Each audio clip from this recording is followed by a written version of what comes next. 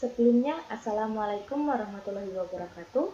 Perkenalkan, nama saya Wahyu Ningsih dengan nomor induk mahasiswa 20811334081.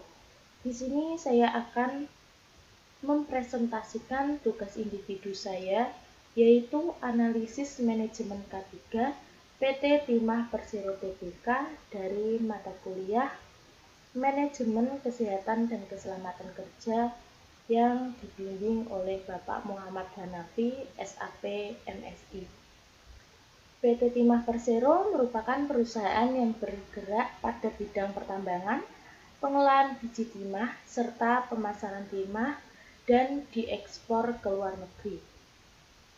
Dalam proses produksinya telah mengacu pada peraturan pertambangan, di mana proses produksi tersebut terdiri dari dua bagian utama yang terpisah, yaitu proses pengolahan biji timah dalam bidang mineral, preparasi material, peleburan, pemurnian piro, pemurnian eutetik, pemurnian elektrolitik, penimbangan dan packaging logam, kegiatan ekspor, serta suportir di pabrik peleburan.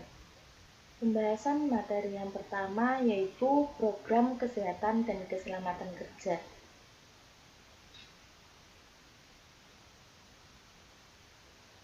Program manajemen K3 yang pertama yaitu cuti. Fasilitas ini diberikan oleh perusahaan untuk tenaga kerja yang telah bekerja selama 12 bulan secara terus-menerus. Tenaga kerja diberikan cuti ketika cuti tahunan, menikah, hamil, melahirkan, sakit, cuti haji, jika tenaga kerja mengajukan, serta cuti di luar tanggungan perusahaan. Yang kedua yaitu fasilitas asuransi. Fasilitas ini diberikan oleh karyawan. Macam-macam asuransi yang diberikan oleh perusahaan yaitu jam sospek, hanya diberikan untuk karyawan tetap, PKWT atau kontrak, serta mahasiswa magang yang memiliki kerjasama dengan perusahaan. Program jam sospek ini seperti jaminan kematian, jaminan kecelakaan kerja, serta jaminan hari tua. Yang kedua yaitu asuransi khusus untuk karyawan tetap. Asuransi ini diberikan kepada karyawan tetap seperti asuransi jiwa, Tugu Mandiri, asuransi PT Jiwasraya, serta asuransi PT BNI Life Insurance. Pembahasan materi yang kedua yaitu teknologi dan alat-alat kesehatan dan keselamatan kerja. Teknologi K3. Yang pertama yaitu telepon. Telepon internal pabrik yang telah didistribusikan ke setiap bagian atau bidang. Telepon ini digunakan ketika keadaan darurat sehingga dapat menghubungi nomor emergensi, yaitu pada bidang atau bagian keamanan dan petunjuk pelaporan yang sudah ditempel pada pintu masuk setiap unit kerja. Yang kedua yaitu handy-talkie. Alat ini digunakan untuk berkomunikasi untuk menangani pekerja lapangan serta dapat digunakan saat ada keadaan darurat. Alat-alat K3. Yang pertama yaitu alat pemadam api portable atau portable fire extinguisher. Yang kedua hidran. Hidran merupakan jaringan pipa air pemadam kebakaran yang dipasang di setiap instalasi. Yang ketiga yaitu safety helmet atau alat pelindung kepala yang diberikan oleh perusahaan untuk tenaga kerja di unit metalurgi PT Timah. Yang ketiga yaitu welder helmet. Alat ini dipakai khusus untuk bagian las yang berfungsi untuk melindungi mata serta kepala dari sinar atau percikan api las. Selanjutnya, safety shoes. Alat ini berfungsi untuk melindungi kaki. Selanjutnya, safety glove. Alat ini digunakan untuk melindungi jari atau tangan dari benda tajam, keras, panas, maupun bahan kimia. Selanjutnya, alat pelindung pernapasan yang berfungsi untuk melindungi hidung dari debu, gas, maupun bahan kimia lainnya. Selanjutnya, face shield. Digunakan untuk melindungi muka dari panas maupun percikan timah yang halus. Alat ini digunakan saat melakukan tapping. Selanjutnya, apron. Apron ini berfungsi untuk melindungi badan dari panas, bahan kimia maupun percikan timah cair. Alat tersebut digunakan dalam bidang tapping, labeling, tukang cetak, dan laboratorium. Selanjutnya, pelindung telinga. Alat ini dapat melindungi telinga dari kebisingan. Dan yang terakhir yaitu sabuk pengaman yang digunakan saat bekerja di atas ketinggian yang berfungsi untuk mencegah terjadinya sebuah bahaya terjatuh. Pembahasan materi yang selanjutnya yaitu tipe-tipe kecelakaan kerja. Yang pertama yaitu peledakan, kebakaran, tertimpa benda berat, kecelakaan lalu lintas barang, terjatuh atau terpeleset, terpercik material panas, terjatuh pada cairan panas, melepuh, kelilipan, serta semburan api. Pembahasan materi yang keempat yaitu dampak kerugian penanggulangan kecelakaan kerja. Yang pertama, peledakan. Kerugian yang akan diperoleh yaitu pada keselamatan tenaga kerja. Cara penanggulangan kecelakaan kerja tersebut yaitu sebelum dilebur perlu melakukan penimbangan serta pengaturan komposisi bahan. Pengujian peralatan secara berkala, menyediakan material safety datasheet MSDS, membuat WIF atau instruksi kerja yang berisi prosedur kerja, membuat prosedur tanggap gawat darurat, menyediakan alat-alat pemadam kebakaran.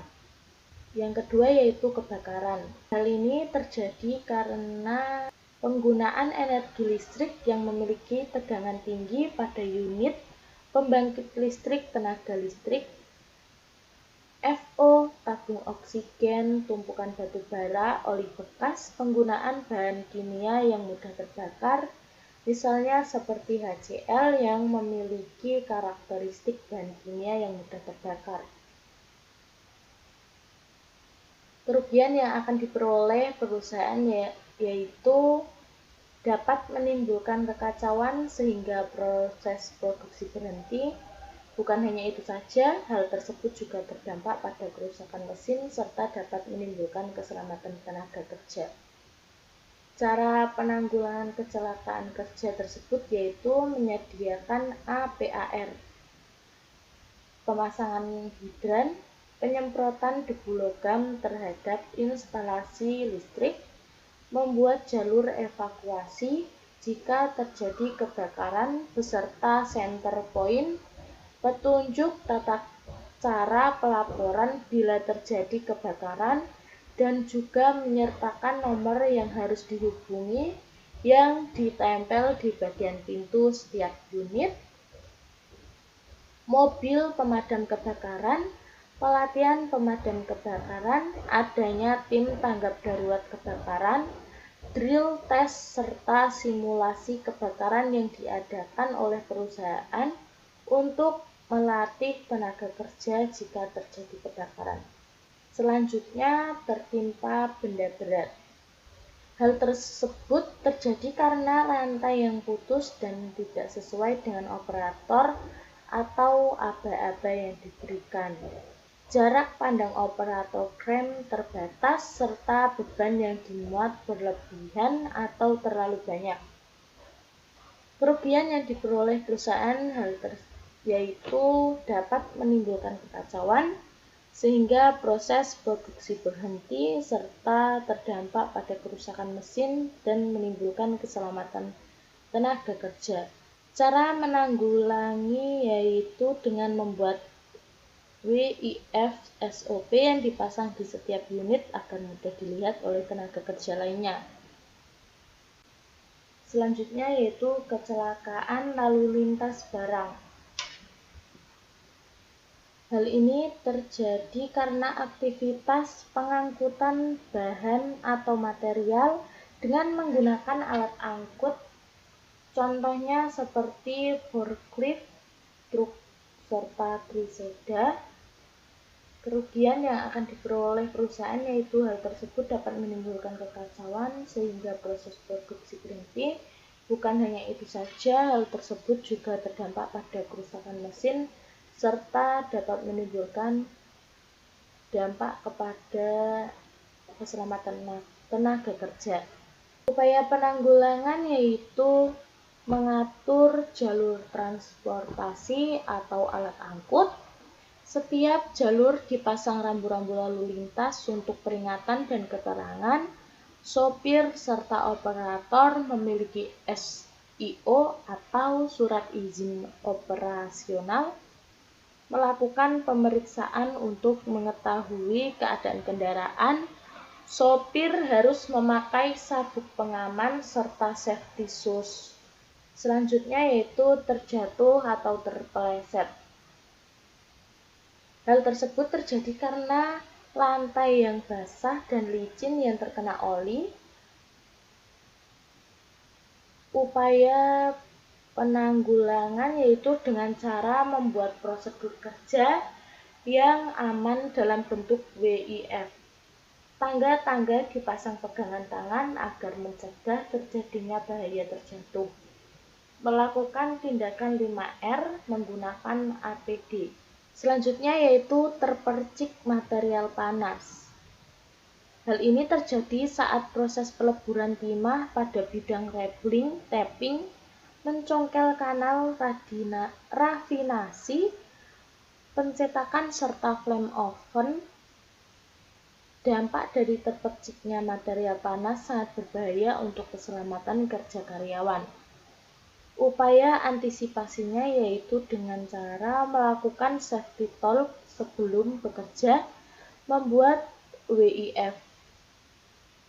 Tenaga kerja wajib menggunakan APD. Di setiap unit perlu dipasang tanda jika tempat tersebut berbahaya. Selanjutnya, terjatuh pada cairan panas. Hal ini terjadi karena saat melakukan proses tapping dan slag panas yang diolah, pada saat proses tersebut dilakukan memiliki kemungkinan tenaga kerja akan terjatuh atau terjebur pada cairan panas timah tersebut, sehingga akan terdampak pada keselamatan kerja. Upaya atau antisipasinya yaitu dengan cara melakukan safety talk sebelum bekerja, membuat WIF. Tenaga kerja wajib menggunakan APD seperti safety shoes yang panjang. Melepuh. Hal ini terjadi karena peralatan kerja yang harus membutuhkan bantuan secara manual, seperti saat menuang cairan timah panas, proses rafinasi, rappling, dan pencetakan timah tersebut. Kerugian ini akan terdampak pada keselamatan kerja karyawan. Upaya antisipasinya yaitu dengan cara melakukan safety talk sebelum bekerja, membuat WIF. Tenaga kerja wajib menggunakan APD berupa sarung tangan. Di tempat tersebut perlu dipasang tanda tentang peringatan berbahaya dan wajib menggunakan APD. Kelilipan. Hal ini terjadi karena proses saat menimbang bahan material atau bisa disebut dengan proses charge yaitu memasukkan material dari hopper ke open pelebur. Bukan hanya itu saja, pada saat mencongkel kanal serta pekerjaan di gudang material, kerugian yang akan dikelola perusahaan yaitu akan terdampak pada keselamatan tenaga kerja. Upaya mengantisipasi bahaya tersebut dengan cara melakukan safety talk sebelum bekerja, membuat WIF atau instruksi kerja. Tenaga kerja diwajibkan menggunakan APD, semburan api. Hal tersebut karena proses pembersihan material atau float, Feuerherz tanur tetap, Brander Valseherz, serta rok tanur tetap. Pekerjaan lain pada bidang peleburan timah yang memiliki potensi bahaya tersembur api. Upaya atau antisipasi perusahaan tersebut yaitu melakukan safety talk sebelum bekerja, membuat WIF atau instruksi kerja. Tenaga kerja wajib menggunakan APD seperti sarung tangan, kacamata, serta tameng muka dan apron. Materi yang kelima yaitu resiko bahaya fisik dan psikologis. Bahaya fisik yaitu yang pertama radioaktif. Unit metalurgi merupakan pengolahan biji timah yang dijadikan logam timah. Bahan baku tersebut berupa biji timah yang diperoleh dari alam, baik itu dari pertambangan daratan maupun dari pertambangan lautan. Dalam proses pemisahan biji timah dengan mineral ikutan yang terkandung dalam biji timah yang diperoleh dalam mineral ikutan yaitu berupa monazit, zirkon, henotyne, dan juga ilmenite. Dalam timbunan monazit ini memiliki efek radiasi yang sangat besar karena kandungan dalam monazit yaitu uranium dan thorium. Untuk menanggulangi efek tersebut yaitu dengan dilaksanakan safety talk sebelum bekerja dimulai dengan pemberian tanda bahaya di dekat drum penampungan sementara monazit, serta pekerja harus mengikuti pedoman dalam bekerja dengan mewajibkan memakai masker. Yang kedua yaitu kebisingan. Kebisingan ini dihasilkan dari mesin diesel, PLTD, aktivitas crank, local exhauster, dan juga mesin produksinya yang terdapat di unit metalurgi. Perusahaan melakukan pengendalian tersebut dengan mengukur kebisingan di tempat kerja secara periodik serta membuat ruangan kedap suara.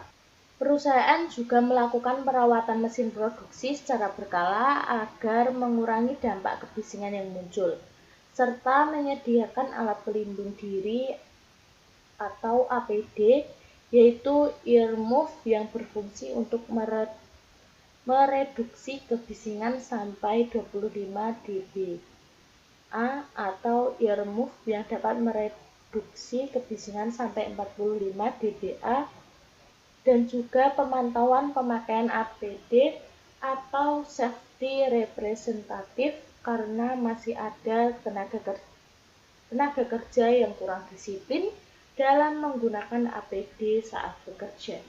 Selanjutnya yaitu penerangan.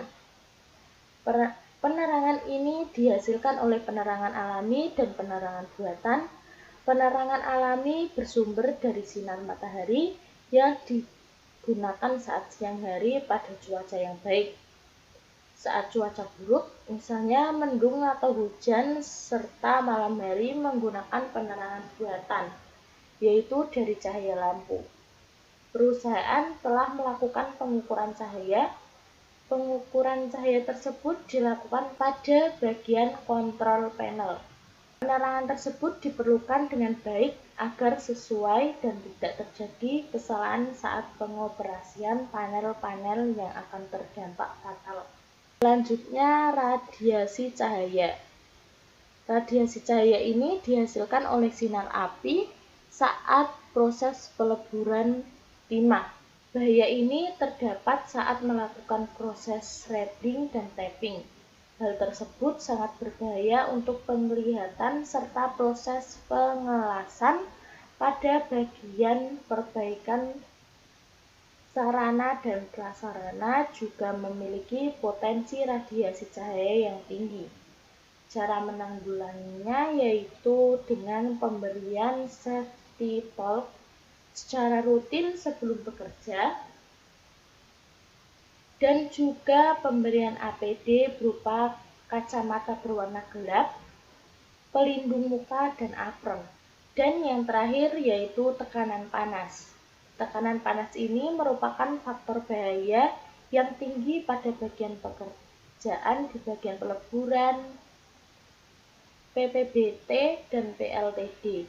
Tekanan ini bersumber pada tanur peleburan yang beroperasi terus-menerus dengan suhu mencapai 1300 sampai 1400 derajat Celcius. Yang kedua yaitu bahaya psikologis. Bahaya psikologis yang dialami oleh pekerja di PT Timah Persero Tbk ini diakibatkan oleh pekerja tersebut, seperti pekerjaan yang monoton, shift kerja, beban kerja yang tidak sesuai kemampuan, lingkungan kerja yang panas dan bising, serta pekerja sedang memiliki masalah pribadi yang mengganggu pikiran dan keadaan psikologis pekerja. Hal tersebut sangat berpengaruh dengan kemampuan atau semangat kerja dan dapat menurunkan kualitas maupun kuantitas hasil kerjanya itu sendiri. Perusahaan telah mengantisipasi bahaya tersebut dengan memberikan jam istirahat, penyediaan sarana olahraga, perusahaan mendaftarkan jam sostek, dan tanggungan biaya kesehatan kepada setiap tenaga kerja dan juga keluarganya. Materi yang keenam yaitu penyakit akibat kerja. Pembahasan materi yang keenam yaitu penyakit akibat kerja.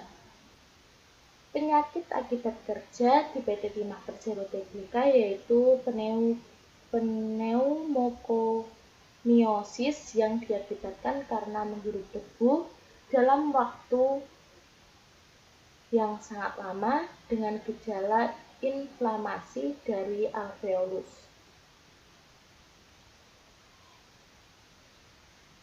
WHO atau World Health Organization telah menyatakan 1,1 juta kematian akibat penyakit kerja. 5% dari angka tersebut merupakan penyakit pneumokoniosis. Hal tersebut dapat menyebabkan penyakit akibat kerja dalam proses industrialisasi.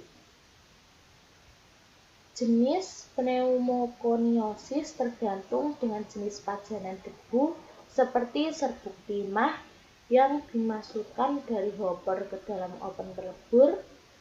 Penyakit ini dapat dicegah dengan cara tenaga kerja menggunakan APD berupa masker agar terhindar dari menghirup debu tersebut, serta tenaga kerja melakukan pemeriksaan secara berkala.